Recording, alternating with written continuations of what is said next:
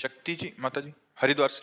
माता जी, संत महात्मा जी का महाराज जी, आंतरिक साधना की रुकावट सी बनी हुई है महाराज जी, इसे कैसे दूर? या तो वैष्णव अपराध हो गया कोई, और या फिर खान पान में गड़बड़ी है। दो चीजों में देख लो। नहीं, आंतरिक साधना में कोई फर्क नहीं पड़ता बाहरी व्यवहार से।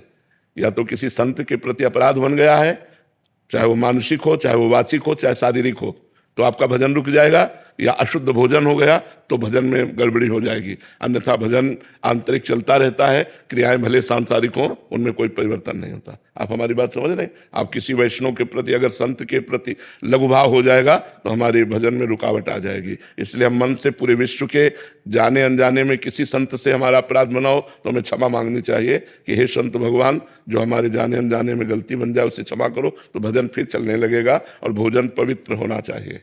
आश्रम में लहसुन प्याज नहीं चलता। हाँ ठीक है, लहसुन प्याज ही केवल भोजन का दोष नहीं है, भोजन का दोष धन भी है। किस धन से भोजन आया है, जिस धन से भोजन आया है उसका प्रभाव हमारे ऊपर पड़ेगा। भले वो सात्विक मूंग की दाल और रोटी हो, लेकिन वो धन अशुद्ध प्रकृति से कमाया गया है, पाप कर्म से कमाया गया है और मुझे दिया गया है, तो मेरी बुद्धि पर उसका फर्क पड़ जाएगा, उसको बुद्धि भ्रष्ट हो जाएगी।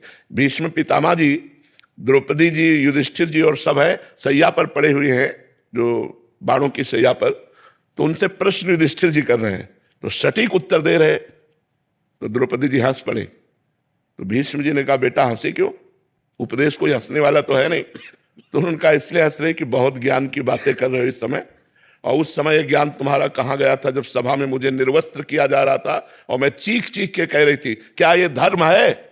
तो आप जैसे धर्मात्मा पुरुष की बोलती बंद थी, क्यों नहीं बोले उस समय, और इस समय आप बोले हो? तब भीष्म जी मुस्कुरा दिए और बोले, बेटा उस समय पापी दुर्योधन का अन्न खा रहा था, 6 महीना बाणों की सैया पर पड़ा, सारा रक्त निकल गया और भीषण कष्ट से, तो वो पाप नष्ट हो गया। अब मेरी बुद्धि पवित्र है, अब जो पूछोगे बिल्कुल धर्म संज्ञक उत्तर होगा। उस समय मैं नहीं बोल पाया क्योंकि पापी दुर्योधन का अन्न खाए हुए थे। अन्न का बड़ा प्रभाव होता है। किसी ऐसे व्यक्ति का धन अगर आश्रम में भी आ जाता है तो जो मतलब गलत तरीके से, बट वो दे रहा है, तो उसका भी प्रभाव पड़ेगा।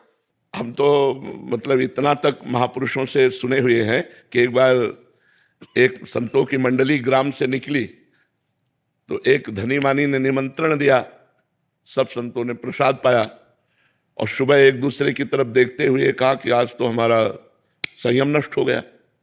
दूसरे ने कहा हमारा भी नष्ट हो गया, तीसरे ने कहा हमारा भी नष्ट हो गया। तो जो मुखिया थे उस संत मंडली के, उन्होंने कहा ऐसा कैसे हो सकता है, अन्न दोष से हो सकता है।